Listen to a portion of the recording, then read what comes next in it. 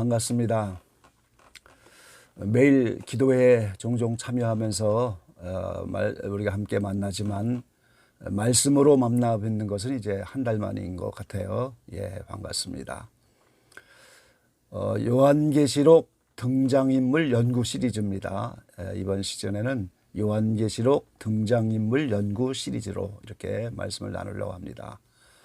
온 세계가 기후로 몸살을 앓고 있죠. 사막에 갑자기 비가 내리는가 하면 어제도 한국에서 늦장마로 많은 물피해를 봤습니다.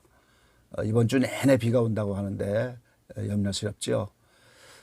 기후를 조작하는 그런 시대를 우리가 사는 거예요. 사실은 자기들 입맛대로 기후를 조작해내기 때문에 여러 가지 기후 조건들이 예상하기가 어렵습니다.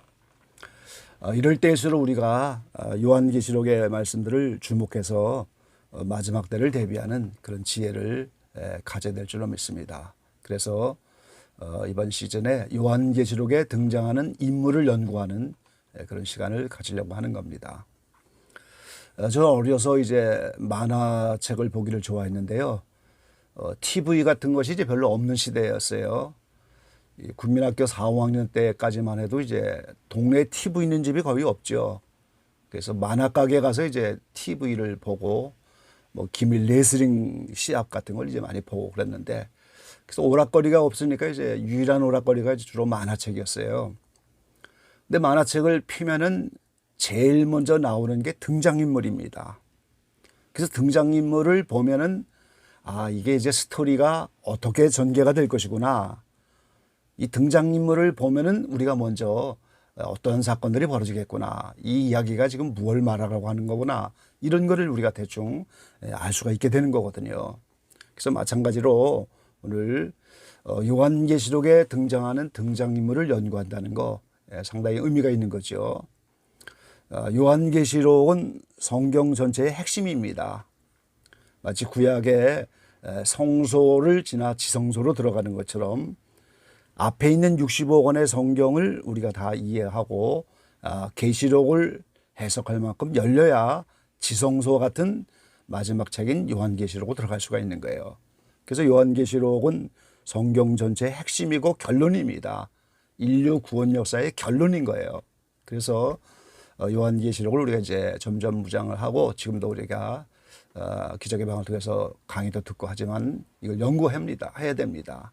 그래서 오늘 8시간에 걸쳐서 등장인물을 연구하는데, 오늘은 14만 4천이 누구인가 첫째 시간, 그리고 내일 또 14만 4천이 누구인가 두 번째 시간 같고요. 그 다음에는 흰옷 입은 무리가 누구인가, 두증인은 누구인가, 이번 주 내내 이렇게 말씀을 드리고, 다음 주에는 24장로는 누구인가. 이제 요한계시록 4장에 보면 하나님 보좌 앞에 24장로가 있는데 그들의 정체를 또 논하고요. 반대대로 어둠의 일꾼인 7머리 10뿔은 또 누군가, 2뿔은 누구인가, 그리고 마지막으로 666은 누군가, 666은 무엇인가 이렇게 말할 수도 있지만 666이 이제 무엇인가, 그렇게 함께 말씀을 나눠보려고 합니다. 그래서 오늘 첫 시간에 14만 4천 명은 누구인가 이렇게 말씀을 나누는데요. 이 14만 4천이 요한계시록에 2번 나옵니다. 7장에 나오고 오늘 본문 14장에 나오죠. 내일 7장을 연구하면서 이들이 육적 이스라엘이 아니다 하는 사실을 이제 알게 될 거고요. 교회 시대 전체 동안에 나타나는 사람들이다 하는 사실을 또 알 수가 있어요. 그래서 요 7장 내일 연구하고 오늘은 14장 본문을 중심으로 이렇게 함께 14만 4천이 누군지 함께 연구해 보도록 하죠. 자, 제일 첫 번째 14장 1절에 보면 이 14만 4천이 시온산에 서 있는 모습이 나와 있죠. 그럼 이게 이제 땅에 있는 시온산인지 하늘에 있는 시온산인지 먼저 우리가 알아야 되죠.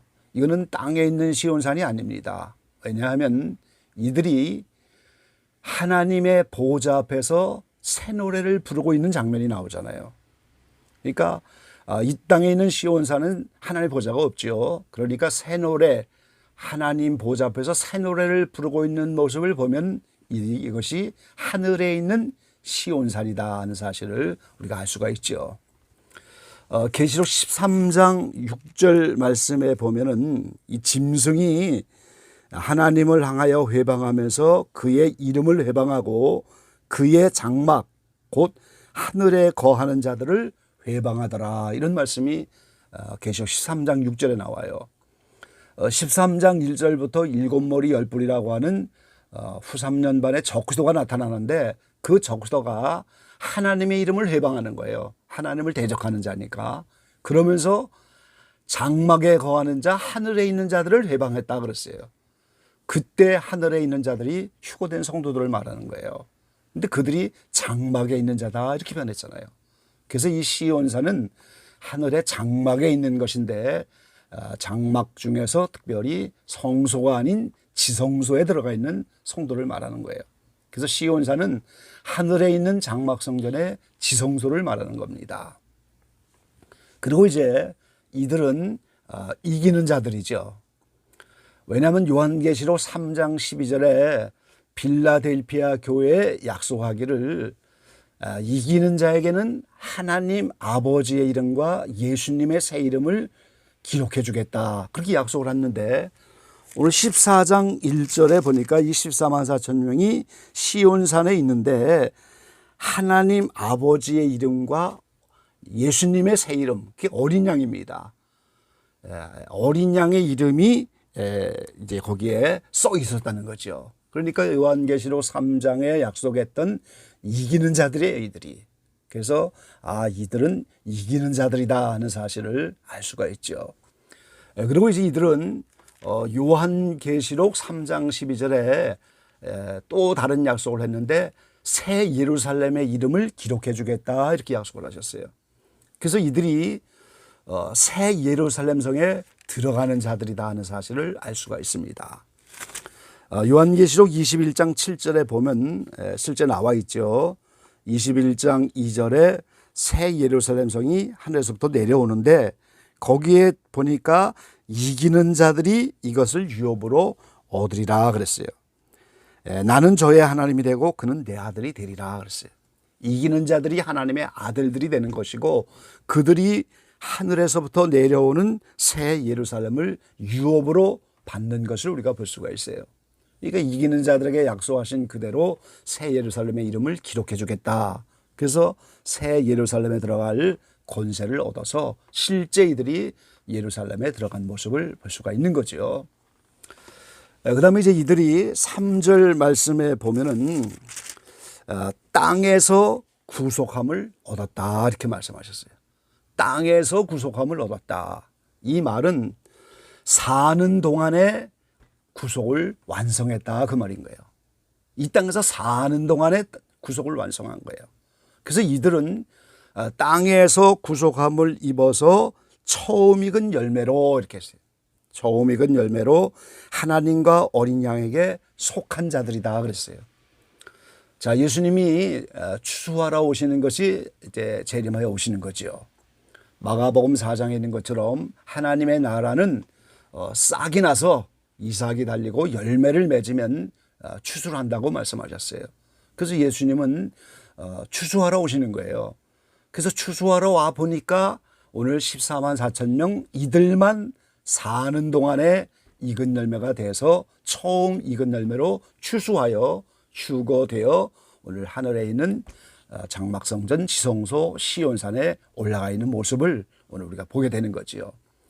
그래서 땅에서 구속을 받았다, 구원이 이루어졌다. 그 말은 로마서 8장에 사도 바울이 죄에서 해방이 됐다고 선언하는 것처럼 죄에서 해방이 되어지는 그 경험을 사는 동안에 이루었다, 그 말이에요. 지금 이스라엘 백성들의 모형적인 모습을 보면 출애굽을 해서 광야를 다 지나 가나안 땅에 들어간 믿음이다, 그 말이죠.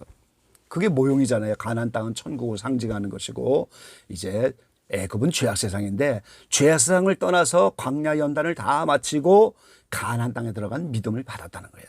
그래서 이들이 땅에서 구속을 이루었다, 익은 열매가 되어졌다, 예수 그리스도 같은 인격으로 변화받아서 하나님의 사랑이 부어진 사람들이에요.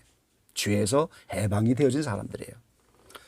근데 오늘 우리 여기서 알 수 있는 것이 많은 분들이 착각을 합니다. 새 예루살렘 성이 천국의 전체인 것처럼 착각을 하는 거예요. 절대 그렇지 않죠. 요한계시록 21장 2절에 새 하늘 새 땅이 열어지면서 새 예루살렘이 내려온다고 말씀하셨고, 또 21장 9절에도 하늘에서 새 예루살렘이 내려오는데 오늘 신부처럼 아내처럼 이렇게 말씀을 하셨어요. 그래서 21장 전체 23절까지 다 새 예루살렘에 대한 이야기예요. 그런데 24절에 보면은 만국이 딱 나오는 거죠. 만국이 그 빛 가운데로 다니고 땅의 왕들이 자기 영광을 가지고 그리로 들어오리라 그랬어요. 자, 이 만국은 온 세상을 말해요. 교회 세 동안에 마태복음 24장 14절에 보면 이방인의 충만한 수를 채우기 위해서 천국 복음이 온 만국, 천하만국에 전파되겠다. 온 세상에 복음이 전파돼야 구원하는 이방인의 수를 채우죠. 그리고 요한계시록 18장 3절에 보면 적그리스도가 나타나는 온 세상 만국입니다. 계시록 21장 26절에 보면 천년왕국의 만국에서 오늘 이 새 예루살렘으로 들어오는 모습이 있어요. 그러니까 온 세계를 만국이라고 하는데 이와 같은 모형으로 하늘나라에도 새 예루살렘이 있고 온 세상인 만국과 같은 지방이 있다는 거예요. 그러니까 쉽게 말하면은 새 예루살렘은 대한민국의 수도 서울이 있고 만국은 서울을 제외한 온 지방도를 다 말하는 거예요. 그 실제 이스라엘 백성들이 하나님이 아브라함을 통해서 가나안 일경을 주신다고 했는데 그 가나안 땅의 예루살렘은 성 하나예요. 수도 서울과 같은 예루살렘은 성 하나고 저 북쪽 다한에서부터 부엘세바까지 그게 다 가나안 땅이잖아요. 또 특별히 천년왕국이 되면 이스라엘이 얼마나 넓은 가나안 땅을 차지할 건지 이미 성경에 다 나와 있어요. 그 넓은 가나안 땅의 예루살렘 성은 단 하나 수도 서울과 같은 도성 하나를 말하는 거예요. 그래서 이기는 자들 신부만 이 성에 들어가고 나머지는 다 지방에 만국에 흩어져 있게 되는 거죠. 그래서 우리가 계시록의 21장에 새 예루살렘을 대부분 말했지만 단 한 절이 있는 만국을 또 우리가 알아야 되지, 천국 전체가 예루살렘인 것처럼 착각하면 안 된다는 거죠. 자, 이런 거죠. 자, 결혼식을 하는데 지금 이제 결혼식을 촬영을 합니다. 그럼 신랑 신부가 지금 초점이고 뭐 기껏해야 옆에 있는 부모님들 측근 들러리 정도 함께 이렇게 촬영이 되고 축하객은 그냥 카메라 한번 쓱 지나가면 그걸로 끝나는 거예요. 이 축하객이 초점이 아니다 그 말이에요. 지금 마라톤 경기를 하는데 이제 그 카메라가 지금 어디를 집중합니까? 누가 금메달 받고 누가 은메달 받고 누가 동메달 받는지 이 메달권에 있는 사람들을 집중으로 하고 저 뒤에 오는 사람들은 이제 한번 카메라 지나가면 끝나는 거예요. 그냥 잠깐 촬영하고 스쳐 지나가는 거예요. 지금 대통령이 취임식을 하는데 제일 중요한 게 대통령과 함께 그 내빈들 중요한 사람들만 이렇게 촬영이 되는 거고 참석하는 사람들은 잠깐 이렇게 스쳐가면서 한 번쯤 지나가면서 촬영하는 그런 원리라는 거죠. 자, 결혼하려고 신랑이 열심히 일을 해갖고 집도 장만하고 다 했는데 그 신랑이 초점이 어디에 있어요? 지금 신부에게 있는 겁니다. 지금 이 축하객은 두 번째 문제죠. 그래서 오늘 우리는 깨달아야 하는 거예요. 새 예루살렘 성은 14만 4천 명, 이 땅에서 구속이 완성된 사람들, 이 땅에서 이기는 자들, 이 땅에서 가난에 들어간 믿음을 가진 자들, 죄에서 해방된 사람들, 이 땅에서 하나님의 사랑이 마음속에 부어진 이런 사람들만 들어가고 나머지는 다 오늘 만국으로 간다 하는 사실을 우리가 알아야 돼요. 그래서 요한계시록은 전체가 그렇게 신부된 14만 4천 명 예루살렘에 들어간 성도들과 나머지 만국에 들어가는 분들을 계속 분리하고 있는 거예요. 내일 보게 될 계시록 7장도 마찬가지죠. 1절에서 8절까지는 14만 4천 명을 딱 말했고 나머지는 다 흰옷 입은 분인데 그들은 다 큰 환난을 지나가는 분들이에요. 큰 환난을 통과하지 않고는 구원 못 받는 분들이고 이제 14만 4천 명만 큰 환난을 면제되고 휴거되는 이런 성도들인 거예요. 그래서 계속 성경은 이걸 구별해 놓고 있다는 사실을 우리가 알 수가 있는 거지요. 그래서 14만 4천 명과 그들만 천년왕국에서 왕 같은 제사장이 되는 것이고 나머지 만국에 들어가는 사람은 다 백성들이에요. 지금 그들만 보좌에 앉아서 심판하는 권세를 받은 왕이 되는 거고 나머지는 백성이에요. 그들만 이제 첫째 부활에 동참해서 휴거되는 거고 순교자까지만 이제 첫째 부활로 나타나긴 하지만 나머지는 다 오늘 백보자 심판이 끝나고 새하늘 새 땅이 이루어지긴 그 직전 그때 부활하는 거지. 그러니까 이 차이가 많은 거죠. 그래서 오늘 우리가 이 사는 동안에 구속이 됐다. 여기에 우리가 이제 주목을 해야 됩니다. 이 땅에 사는 동안에 연단을 다 마치고 오늘 가나안 땅에 들어갔다. 그래서 환란이 면제받고 휴거되는 것이고 익은 열매가 됐기 때문에 추수하고 오시는 주님 앞에 추수가 되는 거예요. 자, 알곡과 쭉정이의 차이가 뭡니까? 이 쭉정이는 내용물이 없는 거잖아요. 알곡은 익은 열매로 내용물이 차 있는데 쭉정이는 아무 내용물이 없는 거예요, 지금. 그래서 시편에 바람이 불면 겨와 같이 이리저리 날아다니는 모습을 우리에게 말씀하고 있죠. 이 알곡은 그 쭉정이와 다르게 그 안에 예수님의 빛이라고 하는 열매가 있는 거고 사랑이라는 열매가 있는 것이고 거룩함이라는 열매가 있는 것이고 평안이라는 열매가 있는 것이고 예수님의 인격과 같은 열매들이 가득 차 있는 것이 익은 열매인데 이 쭉정이는 그런 내용물이 하나도 없다는 거예요. 그러니까 환란의 바람이 오면 이리저리 이 바람 속에 날아다니는 그런 인생이 되고 마는 거죠. 또 가라지도 마찬가지죠. 잘해서 이제 처음 익은 열매가 돼서 14만 4천에 들어가야 되는데 오늘 가다가 타락한 이단 여주와 같은 그런 사람들을 말하는 거예요, 지금. 그래서 오늘 우리가 이 시대에 주님 오실 때가 매우 가까운데 오늘 계시록의 등장인물을 연구하면서 오늘 우리 14만 4천처럼 알곡신앙이 되어야 추수받을 수가 있고 우리는 그 알곡신앙에 초점을 맞추는 사람이 되어야 한다는 거죠. 그래서 교회 시 동안에 2000년 동안에 주님은 추수되는 영혼을 14만 4천으로 예정해 놓으셨고 휴거되는 성도를 14만 4천으로 예정해 놓으셨고 새 예루살렘에 들어가는 성도를 14만 4천으로 예정해 놓으셨어요. 그리고 이제 누구든지 천국은 침노하는 자의 것이다. 그렇게 말씀을 하셨죠.